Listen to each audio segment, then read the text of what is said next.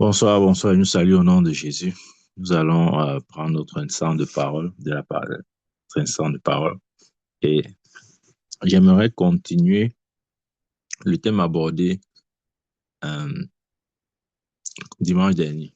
Nous parlions au sujet de l'intégrité de la parole, et l'intégrité étant l'état d'une chose intacte et entière.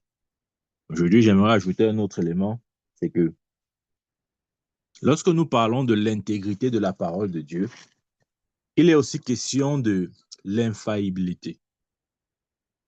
Amen. Et ça, c'est important pour nous de comprendre la parole de Dieu dans ce sens-là, comme étant la seule chose infaillible. Amen. Si nous manquons de regarder ou de voir ou de considérer la parole de Dieu de cette manière, nous risquons justement de la traiter comme n'importe quoi. Amen. Lorsque je parle de infaillible, ça veut dire qu'il ne peut manquer de réussir. Amen. Donc la parole de Dieu réussit toujours. Et c'est aussi ça l'intégrité de la parole. Et c'est parce qu'elle produit toujours les résultats que Dieu nous encourage à mettre toute notre foi en elle. Vous voyez, pour mettre sa confiance ou sa foi en la parole de Dieu, nous devons la connaître. Si nous ne la connaissons pas, nous ne pourrons pas effectivement mettre notre foi en elle. Parce que personne ne peut avoir la foi sur quelque chose qu'il n'a pas entendu. Maintenant que je donne un exemple. Si je vous dis, euh, j'ai une voiture pour vous, le fait d'entendre ces paroles crée en vous la foi. Cette parole construit en vous une certaine assurance. Et d'une certaine manière, vous pouvez déjà vous voir conduisant votre voiture. Mais cette assurance est venue du fait que vous avez entendu, j'ai une voiture pour vous. Donc, si vous n'entendez rien, il n'y aura rien sur lequel la foi pourra être bâtie. Amen. C'est ainsi que la parole de Dieu est. Nous devons l'écouter encore et encore, jusqu'à ce qu'elle crée en nous cette pleine assurance. Amen. Romains 10, verset 17 dit, la foi vient de ce que l'on entend, et ce que l'on entend vient de la parole de Dieu. Vous voyez, il y a quelque chose d'impressionnant sur la parole. On dit la foi vient de ce qu'on entend. Mais ouais, j'ai une question. Le sourd, il entend quoi pour avoir la foi? C'est ce on comprend la question d'aujourd'hui. On dit la foi vient de ce qu'on entend, ok? Mais maintenant, si quelqu'un est sourd, il ne peut pas entendre.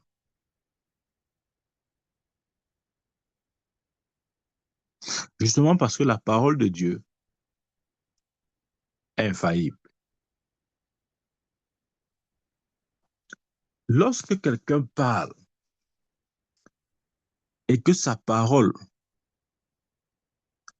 est marquée par le sceau de Dieu, il suffit que ce son pénètre l'oreille du sourd et cette parole va ouvrir son oreille, même s'il n'a pas entendu. C'est pour nous montrer à quel point la parole de Dieu, ouais, Jérémie dit que c'est comme un marteau qui brise le joug. Donc rien ne peut résister à la parole. Même une oreille sourde va entendre la parole. Amen. Il a dit, il envoya sa parole et sa parole les guérit. On voit un peu notre Bible dans Jean chapitre 15.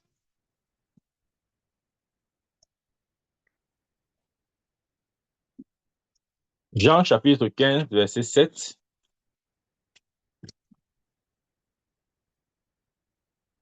Jean 15, 7 dit, si vous demeurez en moi et que mes paroles demeurent en vous.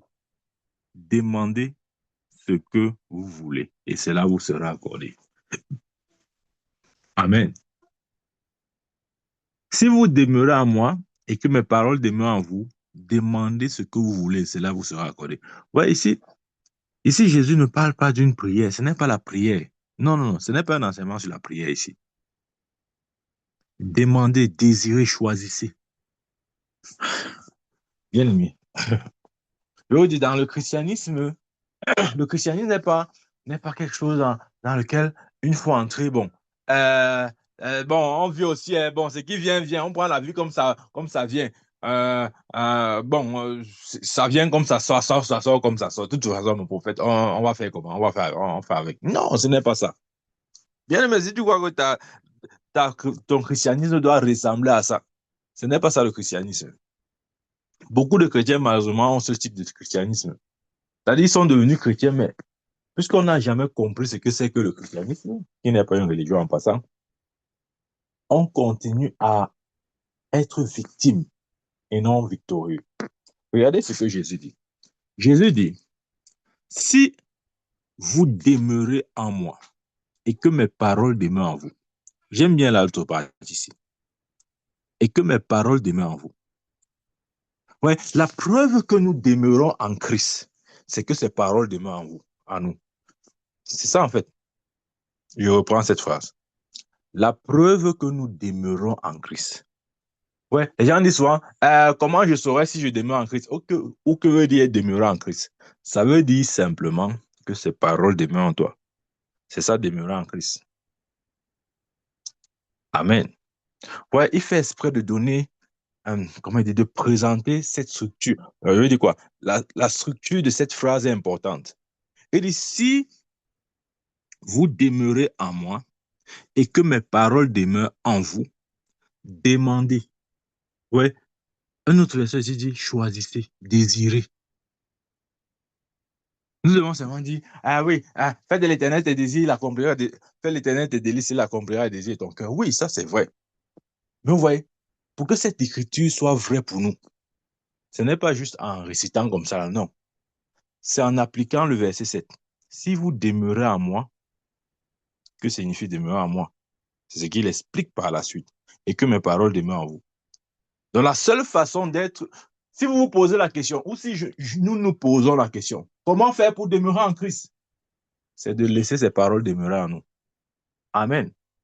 Il donne la conclusion pour celui qui remplit ces conditions-là. Il dit demandez, choisissez. Bien aimé, dans le christianisme, Dieu nous a aussi donné la possibilité de choisir. Chacun choisit la vie qu'il veut avoir. Ce ne sont pas les circonstances de la vie qui nous imposent la vie que nous devons avoir. Non, c'est nous qui choisissons. Amen. C'est nous qui choisissons. Nous serons surpris de voir combien Dieu a donné le choix à l'homme. Nous avons le choix sur beaucoup de choses, croyez-moi. Contrairement à ce qu'on pense. Contrairement à ce que on croit, non, non, c'est Dieu qui fait tout. Il ne fait pas tout. Je ne parlerai pas de ça aujourd'hui, mais je le dis déjà. Un autre jour, rappelez-moi, je vais vous montrer dans les Écritures. Comme un Paul, il avait le choix entre la vie et la mort. Il avait le choix. Lui-même le dit. Donc la mort ne s'est pas imposée à lui là. Que, oh, hey, la mort va venir me chercher. Et la mort m'a appris. Non, ce n'est pas ça. Il avait le choix. Nous serons surpris de voir combien de fois Dieu a donné la possibilité à l'homme de choisir. Nous vivons souvent comme si Dieu nous a enlevé comment dire, ce privilège-là et que nous sommes assujettis à toute chose, à dire que tout peut arriver. On fait avec. On ne fait pas avec, bien aimé.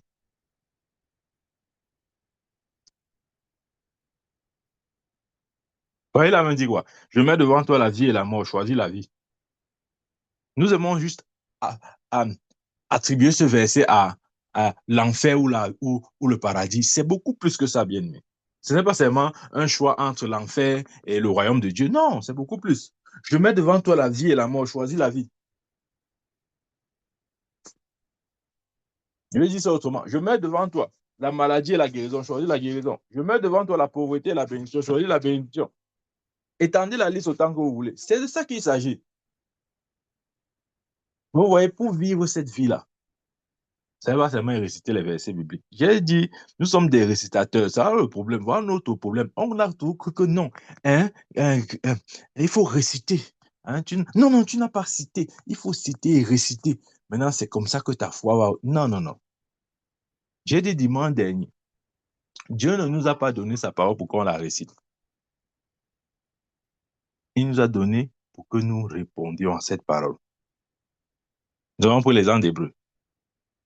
Il dit, je ne te délaisserai point. Dieu a dit, je ne te délaisserai point, je t'abandonnerai point. C'est pourquoi nous disons avec assurance, l'Éternel est mon aide. Amen. Donc, si nous voulons avoir un christianisme où on choisit, parce que c'est de ça qu'il s'agit ici. Oh, c'est Jésus qui parlait. Parce qu'on va dire que non, vraiment, c'était pas les apôtres, vraiment, les apôtres n'avaient pas bien compris l'évangile à ce moment. Non, c'est Jésus. C'est Jésus. C'est Jésus. Attendez, je lis encore. Si vous demeurez en moi et que mes paroles demeurent en vous, demandez ce que vous voulez et cela vous sera accordé. Nous aimons seulement la fin du verset. Que demandez, cela vous sera accordé. Tu vois, alors les chrétiens là, oh Seigneur, je te demande ça, je veux ça, je veux ça. On finit de dire tout ce qu'on dit là, on n'a rien à la fin. Pourquoi? Parce qu'on a oublié la première partie du verset qui dit, si vous demeurez en moi et que mes paroles demeurent en vous. Donc, si vous avez rempli cette condition, maintenant vous êtes éligible pour choisir, pour désirer. Et ce que vous choisissez et désirez arrivera. Maintenant, on dit c'est vrai. C'est vrai. Si ce n'est pas vrai, ça ne devait pas être écrit dans la Bible. Romain dit que tout homme soit considéré pour menteur et que Dieu seul soit considéré pour vrai. Donc tu vois bien, mais quand tu écoutes ces paroles, ne laisse pas l'incrédulité gagner ton cœur. Que non, c'est vraiment ça. Est-ce que le prophète, je crois que le prophète n'a pas lui-même bien compris. C'est exactement ce que la Bible dit. C'est toi qui ne comprends pas. Amen.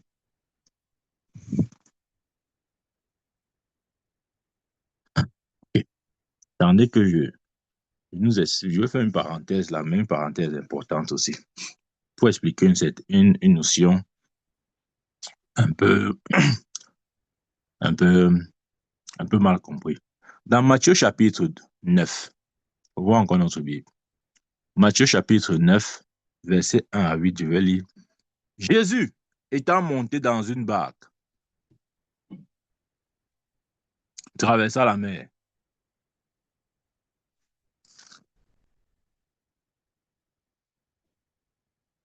Je recommande. Jésus, étant monté dans une barque, traversa la mer et alla dans sa ville. Et voici, on lui emmena un paralytique couché sur un lit. On emmena quoi? Un paralytique couché sur un lit. Jésus, voyant leur foi, dit au paralytique, prends courage, mon enfant, tes péchés te sont pardonnés. Waouh! Quel est cet homme? Ouais, les paroles de Jésus, c'est-à-dire, je comprends pourquoi il devait être combattu. Parce que, comme la Bible dit, jamais un homme n'a parlé comme Jésus. Il avait des paroles extrêmement pointues. Amen. Et qui tendaient même à provoquer, surtout les religieux. Et dit quoi, mon enfant, tes péchés te sont pardonnés. Verset 3. Sur quoi quelques scribes disent au-dedans de cet homme blasphème. Et Jésus, connaissant leurs pensées, dit, pourquoi avez-vous de mauvaises pensées dans vos cœurs? Ouais, ces scribes n'ont pas dit ouvertement. Mais Jésus, parce qu'il était prophète, il pouvait lire les cœurs et les pensées. Il dit, pourquoi vous avez des mauvaises pensées dans vos cœurs? Verset 5. Car lequel est le plus aisé de dire, tes péchés sont pardonnés, ou de dire, lève-toi et marche. Or, afin que vous sachiez que le Fils de l'homme, ouais, soulignez le Fils de l'homme, afin que vous sachiez que le Fils de l'homme a sur terre le pouvoir de pardonner les péchés, lève-toi, dit-il au paralytique, prends ton lit et va dans ta maison. Waouh! Et il se leva et s'en alla dans sa maison. Quand la foule vit cela, elle fut saisie de crainte et elle glorifia Dieu qui a donné aux hommes un tel pouvoir. Ouais. Le verset d'avant dit ceci. Afin que vous sachiez que le Fils de l'homme a sur terre le pouvoir de pardonner le péché. Afin que vous sachiez que le Fils de l'homme, il est dit souligné, Fils de l'homme, a sur terre le pouvoir de pardonner les péchés. Et le verset 8 dit, quand la foule vit cela, elle fut saisie de crainte et glorifia Dieu qui a donné aux hommes un tel pouvoir. Il n'a pas dit qui a donné à Jésus un tel pouvoir. Ok. La foule n'a pas dit qui a donné à Jésus un tel pouvoir. Qui a donné aux hommes un tel pouvoir.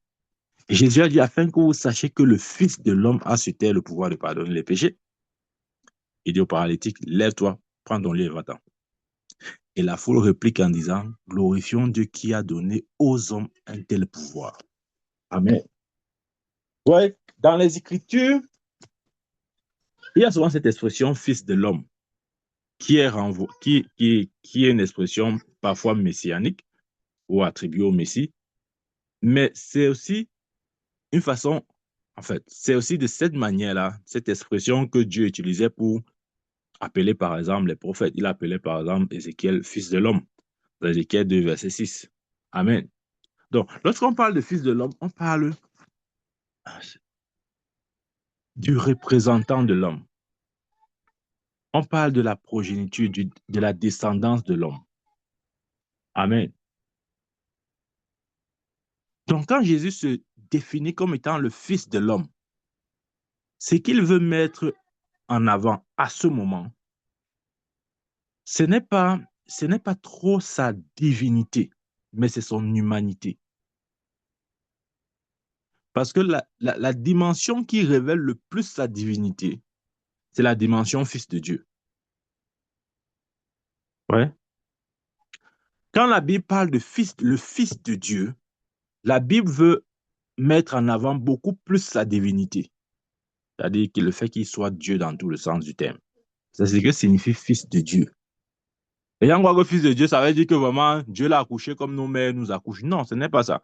Les gens pensent que quand on dit que Jésus est le fils de Dieu, ça veut dire que Jésus, le Père là, est tombé enceinte de son fils. Il a fait peut-être 9 mois. Après, il a accouché Jésus. Non, ce n'est pas ça, bien-aimé. Quand on dit Jésus est le fils de Dieu, on met en exergue sa divinité. Fils de Dieu signifie la parole faite chair. C'est ça, fils de Dieu. Et les Juifs comprenaient bien cette expression. Et c'est d'ailleurs la raison pour laquelle Jésus a été crucifié. Il a été crucifié parce qu'il disait être le Fils de Dieu. Et les Juifs savaient ce que ça signifiait. La preuve, ils ont dit, mais toi, tu es le fils de Joseph. Comment tu prétends être le Fils de Dieu? Mais pourtant, il était le Fils de Dieu. Mais il n'était pas seulement le Fils de Dieu, il était aussi le Fils de l'homme. Il était le représentant de, de la race humaine. Voilà pourquoi des fois, il est présenté dans la Bible comme étant le Fils de l'homme. Amen. OK. Allons un peu dans Genèse chapitre. Wow, vu qu'elle prêche comme ça, je suis très content parce qu'il y aura l'enlèvement. Par contre, on dit aux chrétiens qu'il y a l'enlèvement, ils deviennent nerveux. On dit qu'il y a l'enlèvement, ils deviennent nerveux. Sache qu'il ne va pas partir. Amen. Quand un chrétien a peur de l'enlèvement, c'est parce qu'il sait qu'il ne va pas partir. Amen. Dans Genèse chapitre 6, dans Genèse chapitre 6, j'aimerais aussi apporter un éclaircissement ce verset. Il dit, lorsque les hommes eurent commencé à se multiplier sur la surface de la terre et que des filles leur furent nées, les fils de Dieu virent que les filles des hommes étaient belles et ils en prirent pour femmes parmi toutes celles qu'ils choisirent. Ouais. On dit les fils de Dieu. Voilà. Question. Les fils de Dieu, c'est qui ici? Ouais. J'ai expliqué une notion. J'ai expliqué la notion fils de Dieu qui est rattaché à Jésus. Et j'ai dit ça signifie Dieu sous la forme humaine.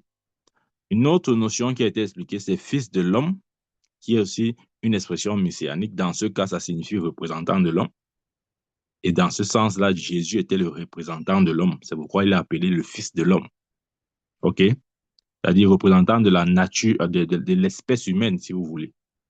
Mais ici, dans Genèse 6, on dit, verset 2, les fils de Dieu virent que les filles des hommes étaient belles, et ils en prirent pour femmes parmi toutes celles qu'ils choisirent. Question, les fils de Dieu, c'est qui? Dans ce verset, bien sûr. Ouais, c'est pourquoi on doit s'asseoir et étudier ces choses bien aimées. Nous ne pouvons plus lire la Bible comme c'était le journal, ou bien comme c'était un bon roman. On lit comme ça et puis on dit, ouf, les histoires sont merveilleuses. Non, nous devons étudier. La révélation ne vient pas par la lecture, ça vient par l'étude. Si tu n'étudies rien, tu ne vas rien comprendre de la Bible. C'est codé, crois-moi. Les Écritures, je ne sais pas s'il y a un livre plus codé dans l'univers comme la parole de Dieu. C'est extrêmement codé. C'est pourquoi quand tu n'as pas la révélation, tu vas croire que il y a les incohérences. Ouais, quand tu n'as pas la révélation, tu vas croire que la Bible est est le livre le plus incohérent du monde. Pourtant, c'est le livre le plus cohérent. Amen. Il dit, les fils de Dieu virent que les filles des hommes étaient belles.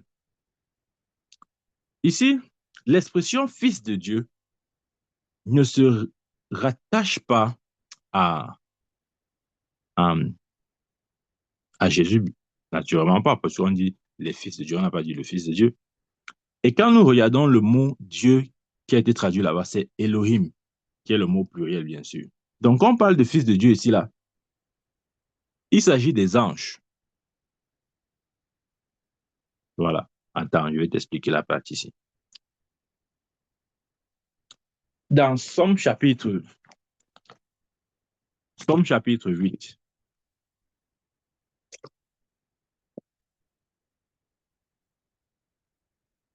chapitre 8, le verset 4 et 5. Quand je contemple les cieux, ouvrage de tes mains, la lune, les étoiles que tu as créées, qu'est-ce que l'homme pour que tu te souviennes de lui? Et le Fils de l'homme pour que tu prennes garde à lui. Tu l'as fait de peu inférieur à Dieu, tu l'as couronné de gloire et de magnificence. Amen. Hmm. Nous devons savoir ceci. Les anges ont la capacité. En fait, ils peuvent apparaître sous deux formes. Ils peuvent apparaître sous leur forme glorieuse, c'est-à-dire telle que Dieu les a créés. Par exemple, quand vous lisez Ésaïe ou Apocalypse, vous allez voir des descriptions des anges, des séraphins, etc., avec les sept yeux en dedans et en dehors. Apocalypse en parle. Ouais. Ce sont des descriptions parfois un peu bizarres qui entre guillemets, pourraient un peu effrayer parce que la création angélique est totalement différente de la création humaine. Vous voyez ce que je veux dire? C'est-à-dire les représentations, les formes sont vraiment très différentes. Il y a certains anges ils ne peuvent pas vous apparaître sous leur forme de gloire, en fait, sous la forme qu'ils ont dans la gloire. Certains anges, pour, pour nous parler, ils vont prendre la forme humaine. Ouais. Et quand un ange, parce que j'ai dit il y a deux apparitions. Il y a l'apparition dans la forme de la gloire, telle que Dieu les a créées. Vous allez voir par exemple, Apocalypse parle des créatures, des quatre bêtes autour du trône, le lion, le, l'aigle, etc. Ou bien des créatures qui ont des yeux en dedans et en dehors. Les séraphins avaient les ailes, deux ailes pour voler, deux ailes pour se couvrir la face, deux ailes pour faire ceci. Ouais. Ce sont des choses vraiment, si vous regardez ces êtres dans leur état brut, vous allez tout suivre. Parce que c'est totalement différent de ce que la création humaine connaît. Amen.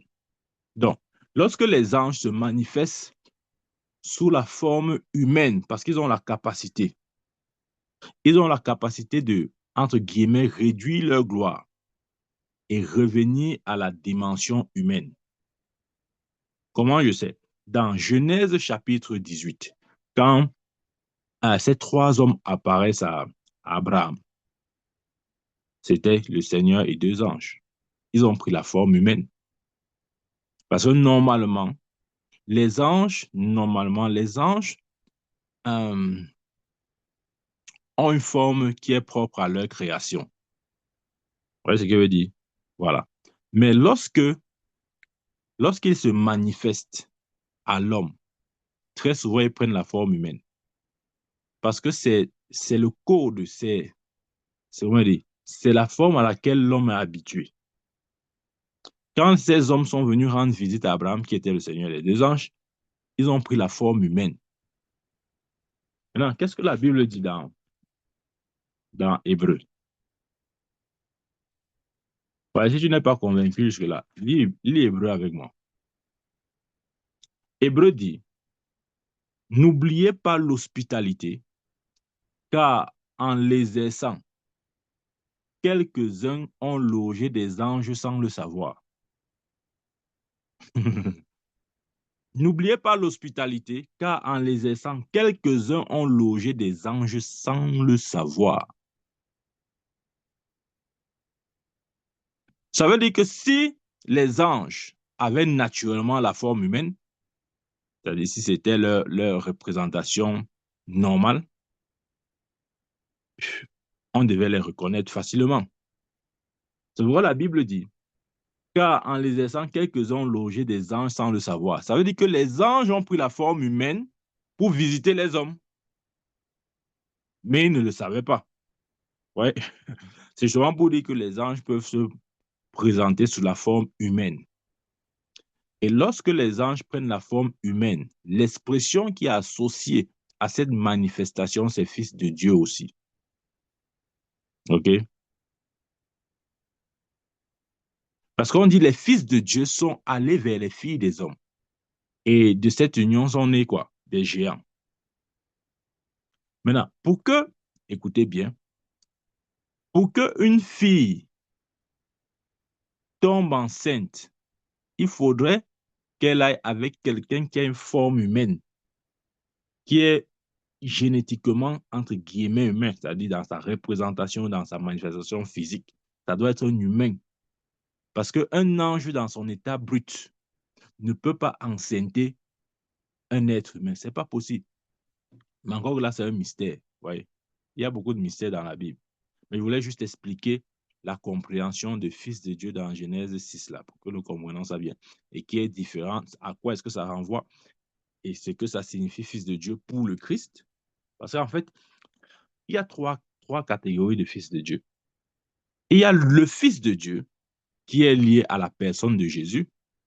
OK? Et il y a aussi les fils de Dieu qui représentent les enfants de Dieu nés de nouveau, qui ont atteint un niveau de maturité. Ils s'appellent aussi fils de Dieu parce que la Bible dit la création tout entière attend la manifestation des fils de Dieu. Ouais. C'est aussi lié à ce groupe de personnes matures dans l'esprit. Dieu les appelle les fils de Dieu. Mais il y a une autre catégorie de fils de Dieu qui sont les anges. C'est-à-dire quand un ange vient sous la forme humaine, l'appellation qu'il peut avoir en ce moment, c'est fils de Dieu. Amen. J'espère que nous sommes ensemble jusqu'ici. Donc, c'était juste un éclairci que je voulais apporter sur cette expression-là. Donc, lorsqu'on dit que Jésus-Christ est le Fils de Dieu, ça veut dire que Jésus est la parole qui est devenue chair.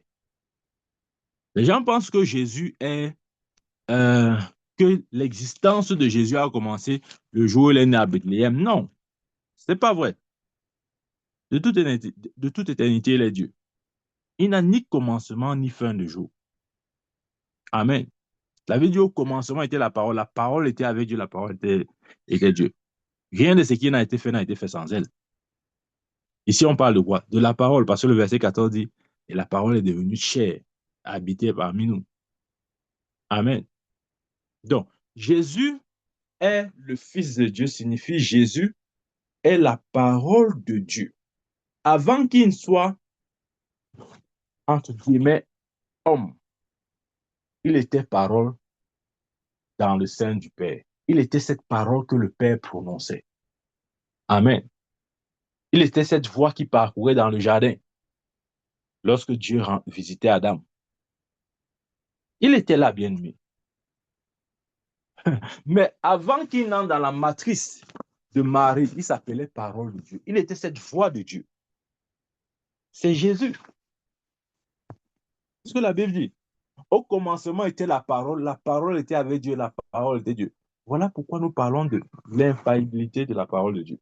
Parce qu'il s'agit de l'intégrité même de Dieu. Amen.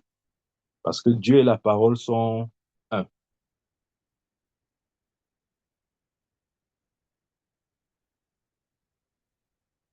Le seul jour où Jésus est né de Dieu, c'est le jour où il a été ressuscité.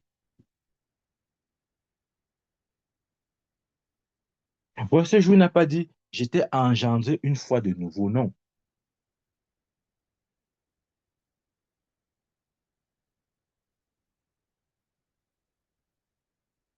La mort de Christ a amené son esprit à la mort, la déconnexion avec Dieu.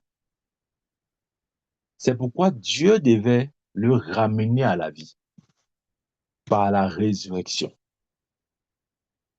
Il dit dans Hébreu 1, verset 5, auquel des anges Dieu a-t-il jamais dit, tu es mon fils, je t'ai engendré aujourd'hui. Le aujourd'hui, là, c'est le aujourd'hui de la résurrection. Quand la Bible dit, tu es mon fils, je t'ai engendré aujourd'hui, le aujourd'hui, c'est le aujourd'hui de la résurrection. Dans cette écriture de Hébreu 5, 1, verset 5, c'est accompli le jour où Christ est sorti de la tombe. Amen. Il a été engendré.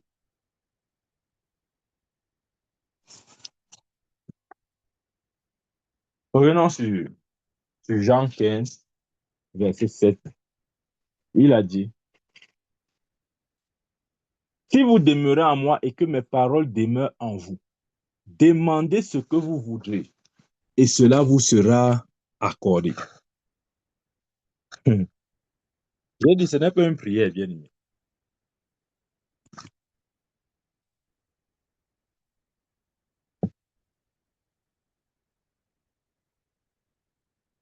C'est le genre de vie que Dieu veut nous donner.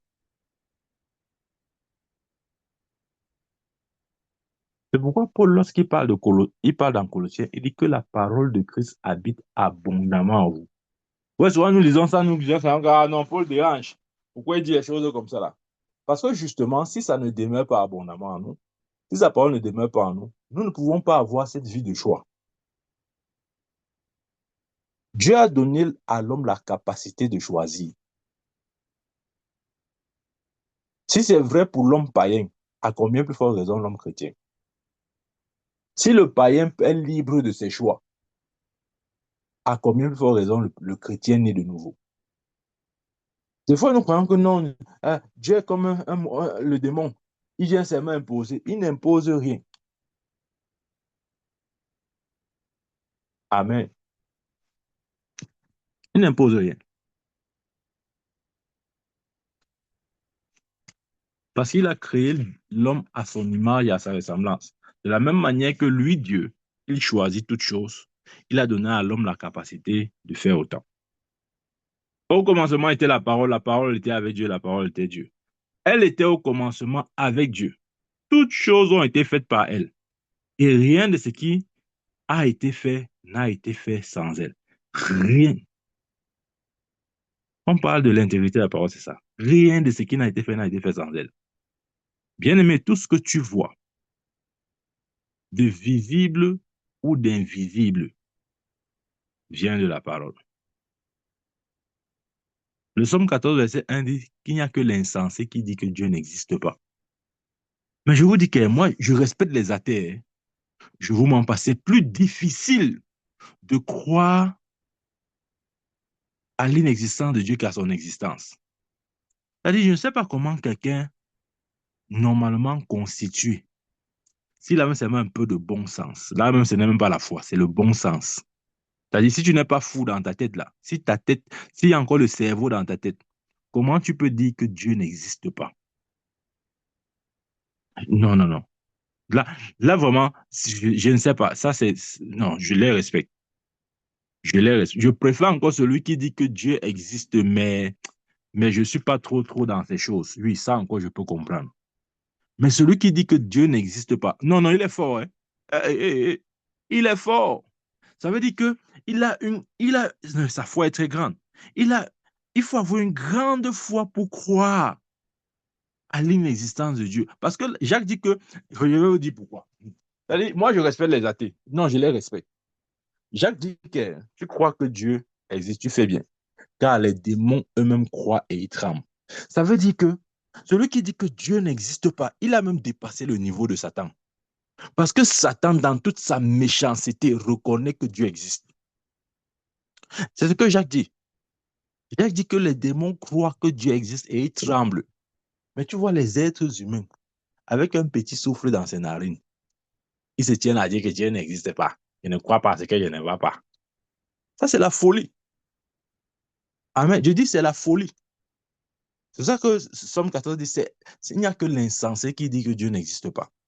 Si Dieu n'existe pas, le visible sort d'où? Le soleil qui brille chaque jour sort d'où? La lune sort d'où? Les étoiles sortent d'où? La terre sort d'où? L'eau sort d'où? Les animaux, les plantes sortent d'où? Je ne comprends pas quand quelqu'un dit que Dieu n'existe pas. Hein. Au nom de la science, quelqu'un dit que Dieu n'existe pas. Non, ce qui ne peut pas être démontré scientifiquement n'existe pas. Regardez, je vais vous dire. Dieu n'a pas besoin d'être démontré pour prouver son existence. C'est son existence qui démontre toute chose. Ce n'est pas... Comment je vais dire ça? Ok, je vais vous donner un exemple. La lumière a quelle forme? La lumière a quelle forme? Qui peut dire que la lumière a la forme carrée, rectangulaire, c'est le trapèze? Non, c'est le cercle. Non, c'est le losange. La lumière n'a pas de forme. Mais la lumière met en exemple ou expose toute forme. Vous voyez ce qu'il veut dire? C'est-à-dire que Dieu n'a pas besoin de prouver qu'il est Dieu pour qu'on sache qu'il existe. Il n'a du tout pas besoin de ça. Mais sa création, le fait qu'on voit sa création, ça démontre de son existence. La lumière est censée refléter, ou disons, exposer les objets qui ont une forme pour, pour l'homme. J'espère qu'on comprend ce que je suis en train de dire. Quand tu vois un téléphone et que tu identifies que voici le téléphone, tu as pu voir ça parce que la lumière a reflété des rayons qui ont permis à tes yeux de percevoir le téléphone. Donc, tu ne peux pas dire que je crois au téléphone, mais je ne crois pas à la lumière. Ça n'a pas de sens, puisque c'est la lumière qui a exposé le téléphone. Je vais dire ça autrement. Tu ne peux pas dire je crois à la science, mais je ne crois pas à Dieu. C'est Dieu qui... Oh, c'est Dieu qui a créé la science. La Bible dit rien de ce qui n'a été fait sans elle. Donc, quand les scientifiques sont là en train d'utiliser les choses que Dieu a créées pour après dire que Dieu n'existe pas, ce sont des insensés. Je vous dis, tu utilises les minéraux, ce que Dieu a créé. Tu utilises l'or, le diamant. Tu utilises toutes ces choses pour fabriquer ce que tu veux. L'aluminium, le fer, tout ça. Tu finis de fabriquer l'avion. Après, tu viens là à la fin dire que Dieu n'existe pas. C'est-à-dire, tu as utilisé tout. tout ce qu'il a créé là, pour, pour, pour, pour fabriquer ce que tu as voulu fabriquer. Et à la fin, comme tu as le résultat, tu crois que tu es assez sage pour dire que Dieu n'existe pas. Avant de dire que Dieu n'existe pas, n'utilise pas sa matière première. Amen. Vous voyez, moi, je respecte les athées. Vraiment, je les respecte. Vous ne pouvez pas savoir, j'ai un profond respect. Quand quelqu'un dit qu'il ne croit pas en Dieu, non, je m'incline devant lui. Non, je vous dis la vérité, je vous dis la vérité. Ça veut dire que, ça veut dire que sa foi est très grande pour refuser de... Oh mon Dieu. En tout cas, bien-aimé, Dieu est comme la lumière, il n'a pas de forme, mais il expose toutes les formes. Donc, si nous voyons une forme, c'est la preuve que cette forme a été exposée par ce qui n'a pas de forme. Donc, Dieu existe avant toute chose. C'est pourquoi sa parole est infaillible. Parce qu'avant que toute chose ne soit, il était là. Amen. Regardez, à part l'homme, la Bible nous dit dans Genèse 2 que l'homme a été tiré de la poussière de la terre. À part l'homme, toutes les choses sont venues à l'existence par la parole de Dieu. Ce n'est que lorsque Dieu voulait former l'homme, qu'il n'a pas, il a utilisé ses mains pour former l'homme. Mais à part cet incident, enfin, ce scénario-là, toutes les autres choses, Dieu a seulement parlé. Il a dit qui est le grand luminaire, le petit luminaire, le soleil, la lune, les étoiles. Quand il parlait, les choses se mettaient en place. Et cette parole qui sortait de la bouche de Dieu, c'était Jésus lui-même. Parce qu'avant qu'il n'entre dans le sein de Marie, son nom, c'était la parole de Dieu. Lisez Apocalypse. Apocalypse dit quoi? Que son nom s'appelle quoi? Son nom est la parole de Dieu. Cet homme qui montait sur le cheval avait le vêtement teint de sang. Son nom est la parole de Dieu.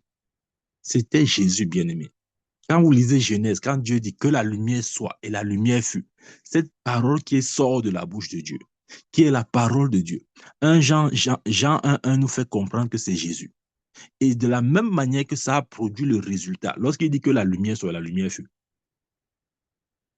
Ça montre le caractère infaillible de la parole de Dieu. Ne traitons pas la parole de Dieu comme si c'est un homme. C'est un homme ou c'est un collègue ou c'est un ami. C'est la parole qui est sortie de la bouche d'un camarade de classe, d'un ami. Non, ça n'a rien à voir. Absolument rien. Amen. Parce que la parole de Dieu est une personne.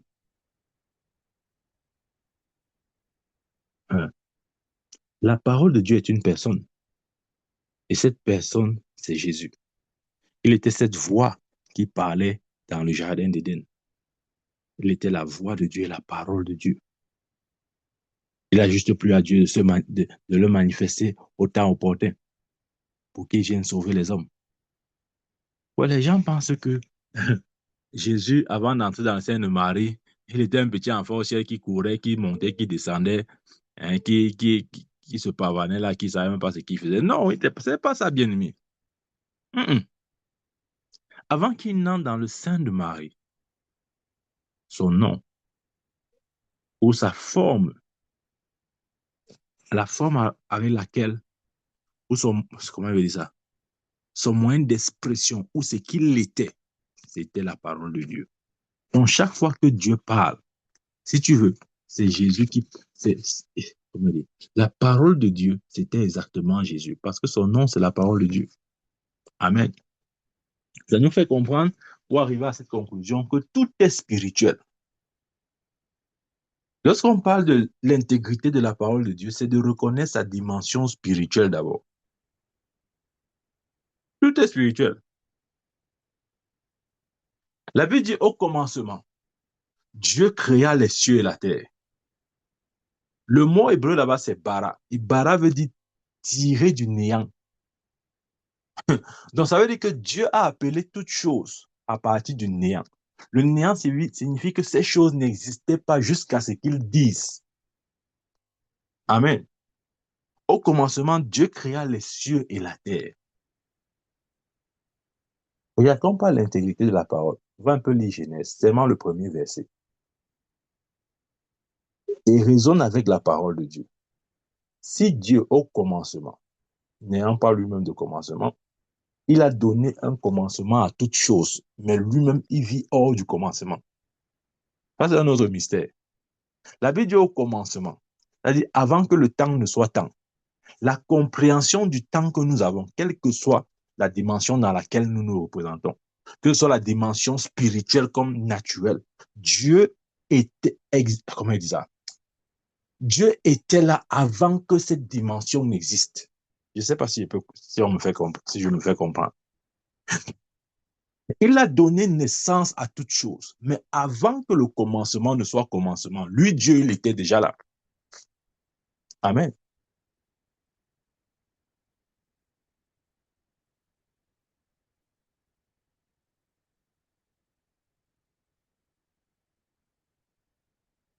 Il dit, au commencement, Dieu créa les cieux et la terre. Au commencement, veut dire, ça renvoie au temps. Dieu créa les cieux, l'espace et la terre, la matière. Donc, avant que le temps, l'espace et la matière n'existent, Dieu, lui, était déjà là. Voilà pourquoi sa parole est infaillible. Parce qu'il a créé le temps, l'espace et la matière. Les choses sur lesquelles gravite la vie ou sur lesquelles les scientifiques patinent pour dire tout ce qu'ils veulent dire en termes de théorie. Le temps, l'espace et la matière. Au commencement, Dieu créa. Au commencement, le temps. Dieu créa les cieux, l'espace et la terre, la matière. Mais lui-même, il était avant que toutes ces choses ne soient. C'est pourquoi la Bible dit que toute chose a été faite sans elle. Rien de ce qui n'a été fait sans elle. Amen. C'est le Dieu en qui tu as cru, bien-aimé. Tu n'as pas cru à une idole. Nous n'avons pas cru à un Dieu que nous transportons, hein, comme dans certaines religions. Tu cherches le Dieu, on est en train de porter le Dieu. Vraiment, je ne comprends pas ça. C'est-à-dire que les gens sont en train de porter leur Dieu dans leur sac, dans leur je ne sais quoi. Ils voyagent avec leur Dieu dans le sac. Quel est ce Dieu qu'on transporte? On ne transporte pas mon Dieu, en tout cas pas le mien. Amen. Tout Dieu qui se laisse transporter n'est pas un Dieu. Amen. Donc, les choses sont spirituelles. Et le spirituel au-dessus de tout ce qui est matériel, physique. Il dit la parole de Dieu est comme la lumière. Même pas comme, c'est la lumière. Il dit ta parole, lampe à mes pieds, lumière sur mon sentier. La parole de Dieu est la lumière. Elle décrit tout. Amen. Mais elle-même ne peut pas être décrite. C'est pourquoi nous ne pouvons pas. L'être humain naturel ne peut pas décrire Dieu. Il peut juste avoir une image, une représentation de qui il est en regardant sa création. Parce que la lumière n'a pas de forme. Quelle est la forme de la lumière? C'est carré, c'est rectangle, c'est triangle, c'est cercle. Ah, ah. Voilà pourquoi Dieu avait dit à Moïse, vous ne me ferez pas une image. Parce que Dieu n'a pas de forme. Du moment où Dieu, comment il dit ça? Lorsque nous donnons une forme à Dieu, ce n'est plus Dieu. La seule forme que Dieu a pris, je dis bien l'unique forme que Dieu a pris, c'est la forme de Jésus. C'est pourquoi Jésus est le tabernacle vivant de Dieu. Il est la représentation visible. C'est ce que Colossiens dit. Il dit qu'il est l'image visible du Dieu invisible. Ça veut dire que la seule fois où on a vu à quoi Dieu ressemblait physiquement, c'est le jour où Jésus est né à Bethléem. Avant ce jour, aucun ange, aucun archange, aucun chérubin ne savait à quoi ressemblait Dieu dans sa représentation physique. Personne n'avait une image. Jusqu'à ce que Jésus naisse, personne ne savait à quoi ressemblait Dieu dans sa forme humaine, c'est-à-dire dans son expression fils de Dieu. Personne ne savait jusqu'à ce que Jésus naisse à Bethléem. Amen. Bien aimé, la parole est importante. Parce que même notre salut est construit autour de la parole. Et si tu confesses le Seigneur Jésus, et si tu crois dans ton cœur que Dieu l'a ressuscité d'entre les morts, tu seras sauvé. Si tu confesses. Donc le salut est construit sur la reconnaissance de la Seigneurie de Jésus. Et ça, c'est au moyen de la parole. Parce que la Bible dit, par tes paroles, tu seras justifié, et par tes paroles, tu seras condamné. Amen.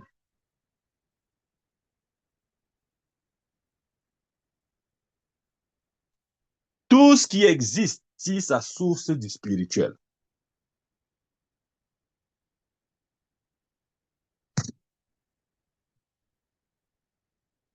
Donc, s'il faut aller plus loin, la matière première de toute chose, c'est le spirituel. La matière première, ce n'est pas ce que nous voyons. Oui, les êtres humains disent la matière première, c'est le cobalt, c'est le zinc, c'est le fer, c'est le nickel, toutes ces choses. Non, ce n'est pas ça, ce n'est pas ça. Non, non, non, non, non. La matière première, c'est l'or, c'est le diamant. Non, ce n'est pas ça. Ce n'est pas ça. Ça, c'est l'homme charnel qui parle ainsi. La matière première, c'est le spirituel. Parce que c'est le spirituel qui a engendré toutes choses. Lorsque je parle du spirituel, je parle de la parole. Amen. Ouais, Dieu a donné la possibilité à l'homme de choisir. Et personne n'a l'autorité sur l'autre. Je vais donner un exemple, ce que je dis. Par exemple, avec ma foi, je peux t'aider, mais je ne peux pas ma foi ne peut pas contrôler ta vie. Parce que ma foi n'a pas autorité sur ta vie. C'est toi qui as autorité sur ta vie. Parce que le libre arbitre ou le choix de choisir t'a été donné. Amen. Bien-aimé, opérons les bons choix. Opérons les bons choix. Ouvrons notre Bible dans Hébreu chapitre 6. Non, excusez-moi, Hébreu chapitre 11. Hébreu chapitre 11, verset 1 à 3. Il dit, or, la foi est une ferme assurance des choses qu'on espère, une démonstration de celles qu'on ne voit pas. Pour l'avoir possédé, les anciens ont obtenu un témoignage favorable. C'est par la foi que nous reconnaissons que le monde a été formé par la parole de Dieu. En sorte que ce qu'on voit n'a pas été fait des choses visibles. Ce que tu vois n'a pas été fait des choses visibles.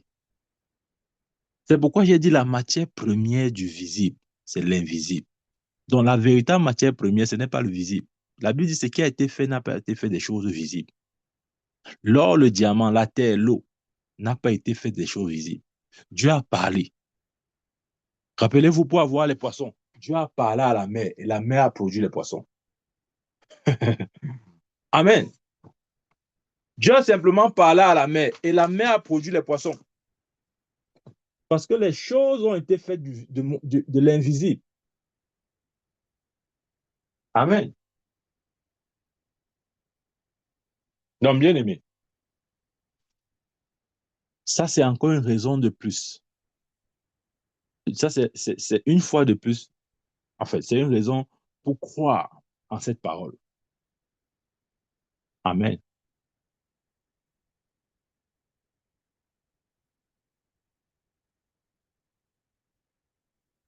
Dieu attend que chacun de nous mette sa confiance en sa parole. Ne la banalisons pas. Ne croyons pas que non, elle est peut-être importante, mais pas indispensable. Elle est indispensable. Voyez un problème quand on dit que la parole de Dieu est importante. Non, c'est indispensable. Parce qu'elle est exactement ce que l'eau est pour le poisson. L'eau n'est pas importante pour le poisson. L'eau est indispensable pour le poisson. Amen. Enlever le poisson de son milieu naturel, c'est-à-dire milieu aquatique, ce poisson meurt. Parce que l'eau n'est pas importante pour lui. L'eau est indispensable. Ouais, le jour où nous allons voir la parole de Dieu comme la chose indispensable pour notre vie, nous allons la prendre plus au sérieux. C'est que des fois, on se dit que non, la parole de Dieu, bon, c'est quelque chose qu'il faut écouter. Bon, des fois, parfois, bon, il faut un peu écouter aussi ça pour que, bon, tu sais, bon, tu peux pas aussi rester comme ça. Tu fais une semaine, tu n'écoutes pas la parole de Dieu, c'est pas bien. Hein? Écoute quand même de temps en temps parce que, bon, il faut aussi écouter ça. Ça n'a rien à voir. Si c'est comme ça que nous voyons la parole de Dieu, nous nous trompons. Ouais, il n'y a pas un moment où le poisson pense que non, je peux aussi sortir de l'eau, vraiment, je peux aussi sortir de l'eau, je fais un jour dehors, hors de l'eau, après le lendemain, je reviens dans l'eau. Et dit, si vous demeurez en moi et que mes paroles demeurent en vous. Ouais, comme le poisson demeure dans l'eau. C'est comme ça que la parole de Dieu doit demeurer en nous. Le poisson ne dit pas non, j'ai une semaine off. Bon, je vais sortir de l'eau. Hum, je m'en vais en vacances, je m'en vais me balader.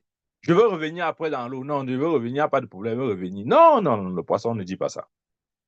Parce que le jour où il essaiera de sortir de l'eau, c'est ce même jour qu'il mourra. Amen. Dieu avait dit à Adam, le jour où tu mangeras de ce fruit, le même jour où tu mourras. Il est sorti de son milieu naturel, qui était quoi?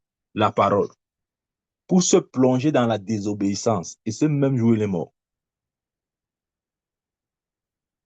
Qui que tu sois, si tu abandonnes la parole de Dieu, même pour un jour, c'est le jour-là que tu vas mourir. Ce n'est pas le lendemain. Je te dis que ce n'est pas le lendemain, c'est le jour-là. C'est le jour-là. Amen.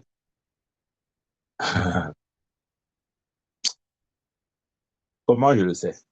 Lorsque Jésus a vu le figuier qui était rattaché à son milieu naturel, qui était la terre, il a dit que jamais personne ne mange plus de ton fruit.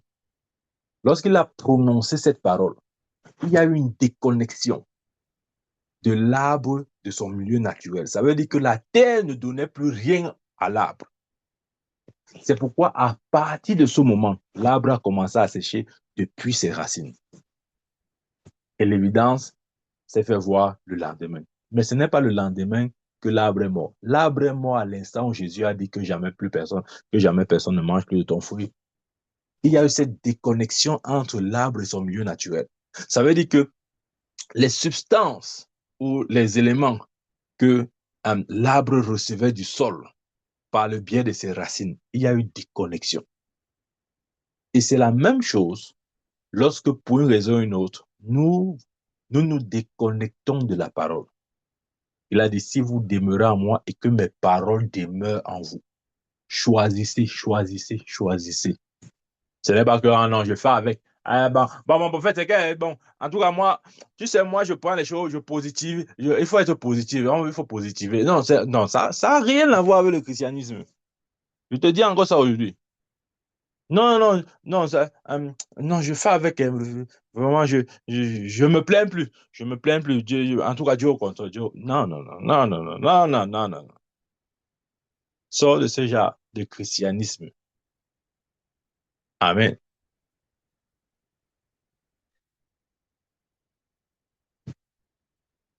Nous devons être des croyants. Ouais, quand la Bible nous appelle les croyants, ça veut dire quoi? Déjà, parce que le mot croyant, c'est seulement bon, c'est croyant, on va dire que, bon, tu crois à quelque chose. Non. Bien, croyant veut dire que, attendez, je vais vous dire. Le croyant, c'est quelqu'un qui a mis sa foi. ou bien qui vit par la foi. C'est celui-là qui est le croyant. Amen. C'est celui-là qui est le croyant. Celui qui vit par la foi, c'est lui que Dieu appelle le croyant. Amen. Et Dieu merci, nous avons la réalité de cette vie en Christ Jésus. Attendez, encore nous montrer quelque chose à les Écritures. Dans Hébreu 11, verset 5, il dit ceci. Hébreu 11, 5. C'est par la foi qu'Enoch fut enlevé parce qu'il ne vit point la mort et qu'il ne parut plus parce que Dieu l'avait enlevé. Car avant son enlèvement, il avait reçu le témoignage qu'il était agréable à Dieu. C'est par la foi qu'Enoch fut enlevé. Ouais. Enoch a eu besoin d'être enlevé pour goûter, à la vie que nous avons aujourd'hui. Vous voyez, Dieu n'a plus besoin de nous enlever comme Enoch pour que nous réalisons ou que nous vivons dans la réalité de son royaume. Parce qu'il nous a déjà transférés des ténèbres à son admirable lumière. Amen. Maintenant, il y a des gens qui croient que non, vraiment, c'est quand il va aller au ciel là que ma vie va changer. C'est quand il va aller au ciel là que vraiment, je veux même vraiment vivre la vie du chrétien qu'il devait vivre parce que vraiment, je ne comprends pas ce qui se passe sur la terre. Sortons de ce genre de christianisme. Amen. Sortons de là, ça ne veut rien dire. La Bible dit que, attendez, bon, moi, il y a dit qu'il ne devait plus lire les versets bibliques. Maintenant, tu me fais lire beaucoup de versets bibliques comme ça. Parce qu'aujourd'hui, les chrétiens n'aiment plus lire la Bible. Hein. On attend seulement. Le prophète a lu. Il a lu quel verset? Bon, il a deux versets. Est-ce qu'il a lu? Il n'a pas lu. Bon, s'il n'a pas lu, ça va. Le jour qu'il va nous lire, on va écouter. S'il ne nous lit pas ça, on reste avec la quantité qu'il nous a donnée. Bien aimé, lis ta Bible. Oh. Je te dis la vérité. Il y a des choses que tu ne sauras que par la découverte. Amen. Il dit au Colossiens 1, verset 13, qui nous a délivrés de la puissance des ténèbres et qui nous a transportés dans le royaume du Fils de son amour. Vous voyez? Ça veut dire qu'aujourd'hui, en Christ Jésus, nous avons la capacité de vivre la réalité du royaume de Dieu sur terre. Enoch devait être enlevé pour vivre ça. Mais nous n'avons pas besoin d'être enlevés comme Enoch pour vivre cette réalité. Nous l'avons disponible maintenant en Christ Jésus. Les gens pensent que non, notre vie sera meilleure au ciel que sur la terre. Bien aimé, je vais te dire ceci. Peut-être que tu n'as pas encore réalisé. Dieu voudrait que ta vie soit aussi meilleure sur terre que dans le ciel. C'est-à-dire que il n'y a pas une vie. Notre vie sur terre n'est pas différente de notre vie que nous sommes censés avoir dans le ciel. Voilà. Je sais que ça fait mal ce que je viens de dire. Je répète. Notre vie sur terre doit être exactement la réalité de notre vie dans le ciel. Tu vois, si ton christianisme n'a pas atteint ce niveau de compréhension, tu es encore dans la religion. Les gens pensent que non, c'est quand ils seront au ciel que vraiment mon christianisme aura un sens. Tu aurais dû avoir ce sens-là ici sur terre, bien-aimé. N'attends pas arriver au ciel pour avoir enfin la vie que Christ voulait te donner et qu'il n'a pas pu te donner sur la terre. Il a fallu que tu sois enlevé pour arriver au ciel afin de la voir. Non, non. Regardez Jésus. Il n'était jamais victime d'aucun système. Il triomphait en tout temps et en tout lieu. Amen. Et c'est ce que nous sommes. Bien aimé, je vais te dire ceci. Et c'est par là que je vais chuter. La beauté de l'arbre se voit dans ses branches. Et je te dis pourquoi. Parce que ce sont les branches qui portent le fruit. Tu vois, quand tu dis, oh, j'aime cet arbre. Pourquoi tu aimes cet arbre? C'est à cause de la qualité de ses fruits. Et ces fruits, tu ne les retrouveras jamais sur le tronc. Il n'y a pas de fruits sur le tronc. Jésus a dit, je suis le cep, vous êtes les sarments. Il n'y a pas de fruits sur le tronc. C'est pourquoi, si nous ne comprenons pas le christianisme, nous allons vivre dans quelque chose qui n'a rien à voir avec le christianisme.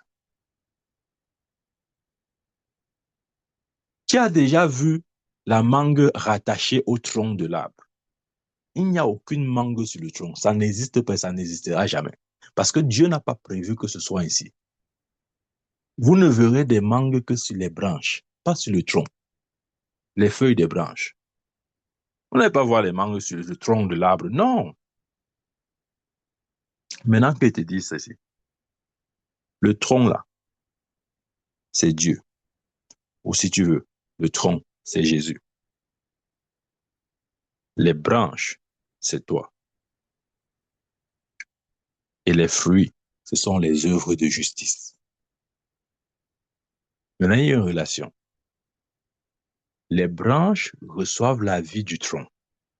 Parce que la sève qui est dans le tronc, c'est la même sève qui se retrouve dans les branches. Mais la beauté de l'arbre n'est pas dans le tronc. C'est pourquoi les gens ne sauront jamais qui est Dieu jusqu'à ce que nous le révélons au monde. Vous allez dire, vous êtes la lumière du monde. Vous n'êtes pas la lumière du monde. Dieu n'est pas la lumière du monde.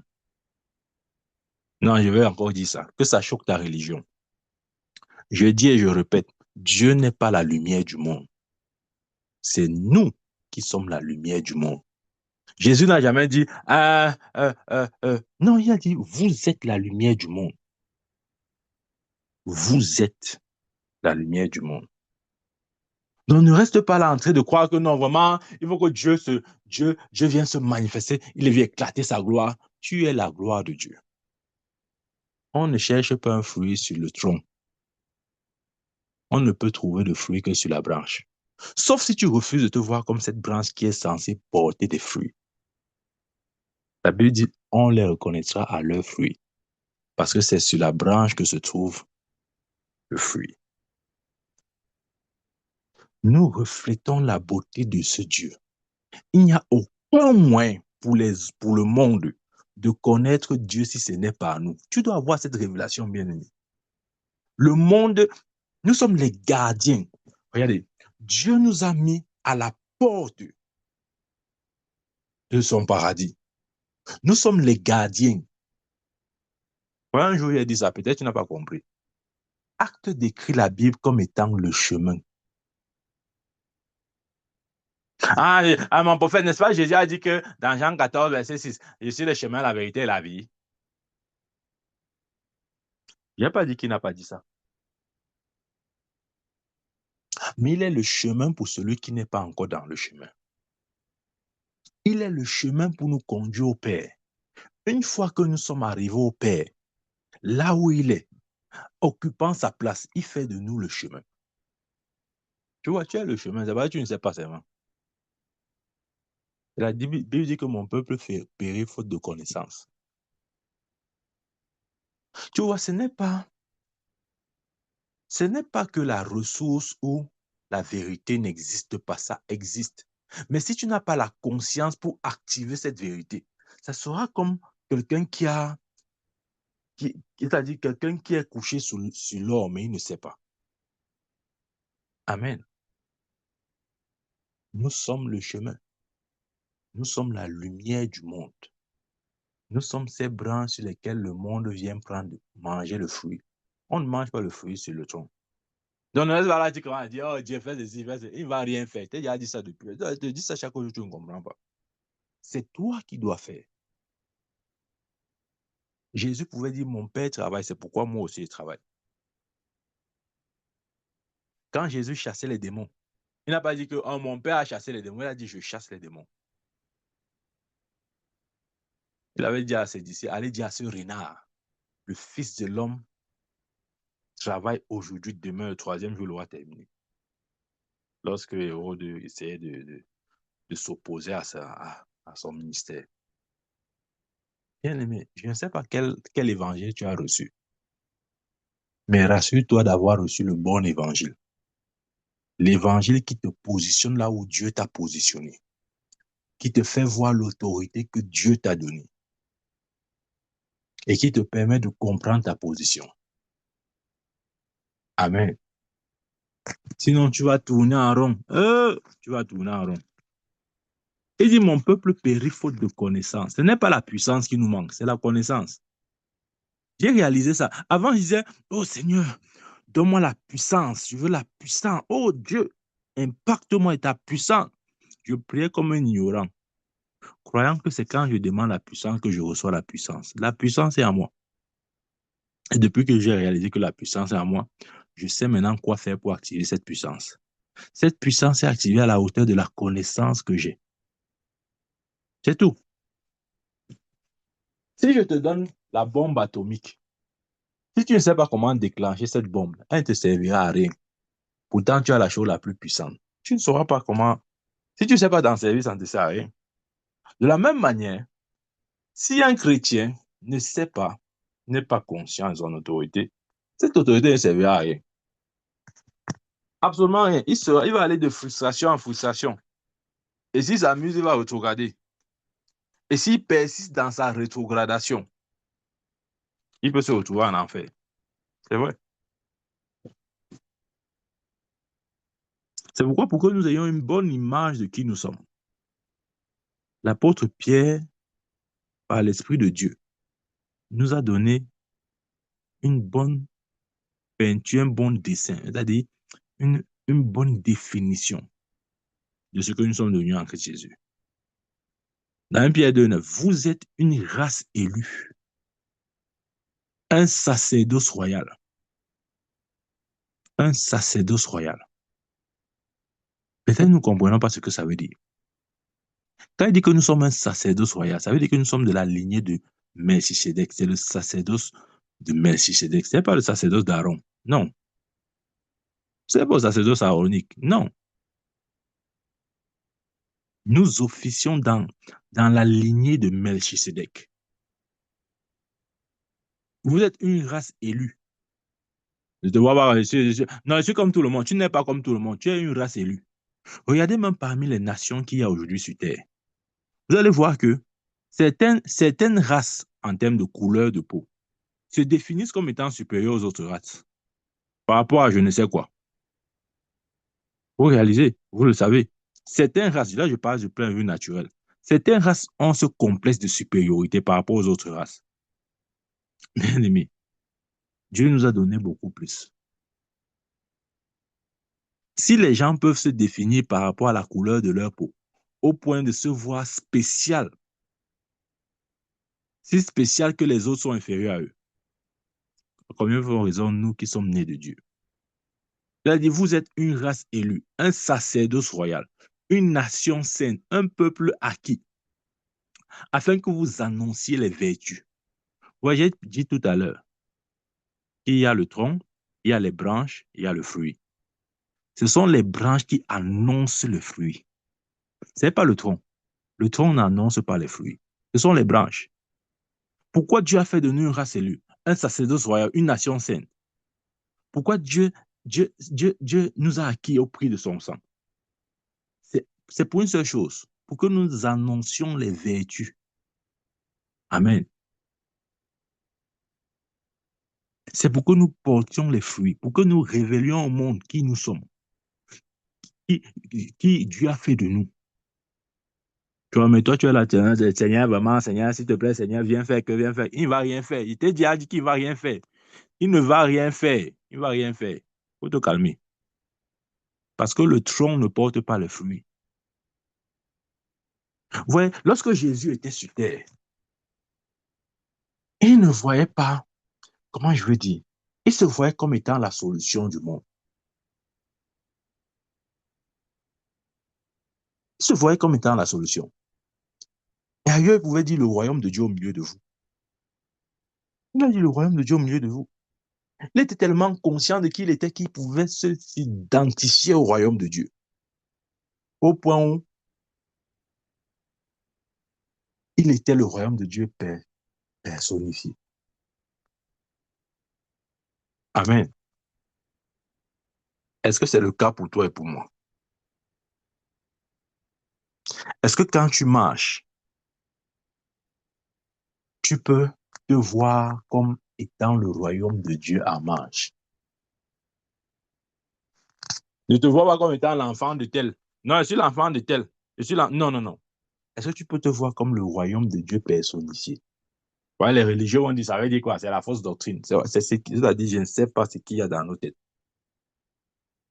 Bien-aimé, le jour où tu vas te voir comme le royaume de Dieu personnifié, lorsque tu es avec les païens.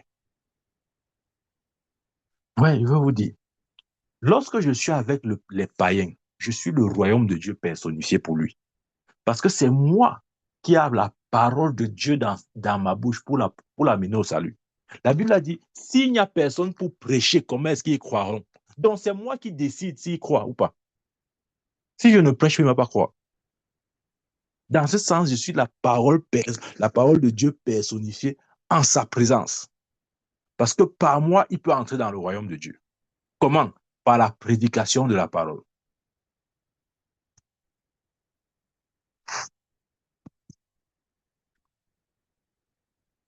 Ouais, si nous ne sommes pas conscients d'un certain nombre de choses, ne nous plaignons pas de la vie que nous avons. Ça va aller comme ça, là, de manière décroissante, décroissante, décroissante, jusqu'à ce que nous rétrogradions. Après, on va m'abandonner toute la foi, là. On ne saura plus sur ça. On va aller rentrer dans le monde avec les deux pieds. On va dire que non, il n'y a rien dedans. J'étais dans la foi, il a fait 10 ans, 15 ans, 20 ans.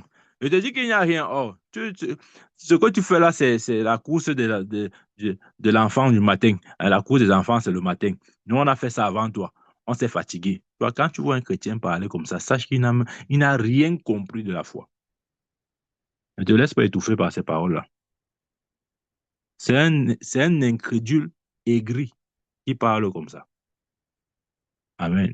Dieu nous a donné une vie de gloire en Christ Jésus. Je prie au nom de Jésus que tes yeux soient ouverts sur ces réalités et que l'Esprit de Dieu te révèle même des choses que je n'ai pas partagées avec toi ce soir pour que tu puisses marcher dans la liberté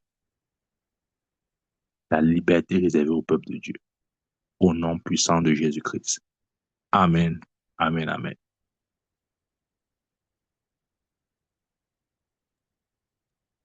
Amen. Amen. Amen. Amen. Amen. Amen.